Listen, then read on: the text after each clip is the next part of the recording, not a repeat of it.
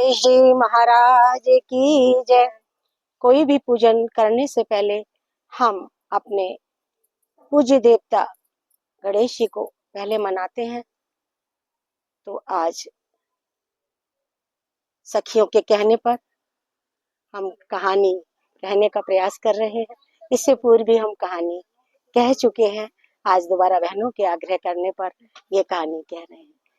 तो कोई भी कहानी जब हम शुरू करते हैं तो खाली हाथ नहीं करते हैं शुरू। हाथ में सभी बहनें चावल या चने दो मुझे, मैं चने लाने भूल गई।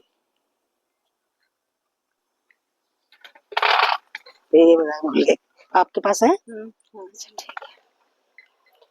तो वो हाथ में ले लेते हैं और फिर कहानी को कहते हैं। एक गणेश जी महाराज थे। वे एक छोटे से बर्तन में दूध और चावल लेकर घूम रहे थे।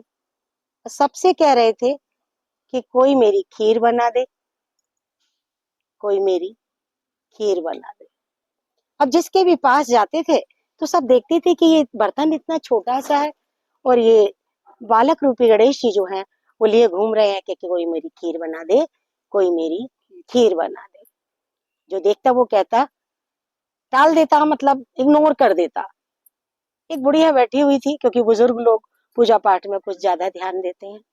तो एक बुढ़िया बैठी हुई थी, वे पूछने लगी कि अरे बेटा क्या कह रहा है तू सबसे। तो गणेश जी उस बुढ़िया माँ के पास गए और बोले, अरे माँ तू ही मेरी इस खीर को बना दे। बुढ़िया बोली, ला बेटा मैं बनाऊं। अब बुढ़िया ने भी हंसी और मजाक में गणेश जी से कहा कि ये बता बेटा, ये इतनी खीर मैं काहे के बर्तन में बनाऊं। गणेश जी महाराज थे वो कहने लगे, माँ तेरे पास जितना भी बड़ा बर्तन हो उसमें ये तू खीर बना ले। बोली, बेटा मेरे पास तो बड़ा बर्तन भी नहीं है। कि अगर नहीं है तो किसी पड़ोसन से मांग ला। गणेश जी महाराज गए उस बुढ़िया के पास और बुढ़िया माँ बर्तन मांग कर लाई और उसने खीर बनाई। जब खीर बनाई बुढ़िया ने, अब वो खीर तो खूब बढ़ती जाए, क्योंकि गणेश जी महाराज के दिए हुए दूध और चावल थे।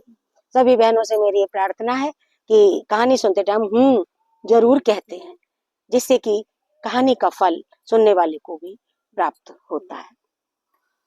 अब बुढ़िया माँ ने खीर बना के रख दी संभाल के कि गणेश जी आएंगे, गनुआ आएगा और मैं उसे खीर का भोग लगाऊंगी और तब खीर खुद पाऊंगी। गणेश जी महाराज आए, बोली बेटा खीर पाले। लेकिन उससे पहले क्या हुआ कि बुढ़िया की बहू जो थी वो प्रेग्नेंट थी। उसका मन खीर खाने को कराया और उसने चुपचाप सासू माँ से छुपकर एक बेला लिया, कटोरा टाइप जो बड़ा होता है, उसको प्राचीन काल में बेला कहते थे।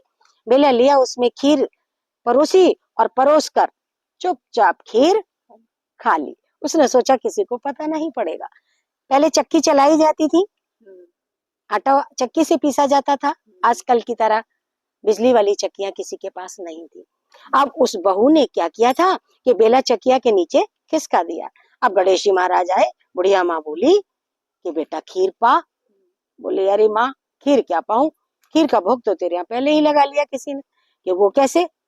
कि देख माँ, अगर मेरी बात का विश्वास ना हो तो चकिया के नीचे देख जाकर, एक बेला रखा हुआ है जिसमें थोड़ी बहुत खीर जरूर लगी होगी। गणेश जी के कहने के अनुसार बुढ़िया माँ गई और उसने जाकर देखा कि वास्तव में वहां बेला रखा हुआ था जिसमें से खीर खाई गई थी। अब बुढ़िया माँ हाथ जोड़कर गणेश जी के पास खड़ी हो गई और बोली, अरे गणपत ये तो बता, अब मैं इतनी खीर का क्या करूं? कि करेगी क्या? खूब सब में बांट, पाड़ पड़ोसियों में बांट, रिश्तेदारों में बांट, फिर घर में खूब खा और जो बच जाए वो जमीन में खोद के गाड़ देना।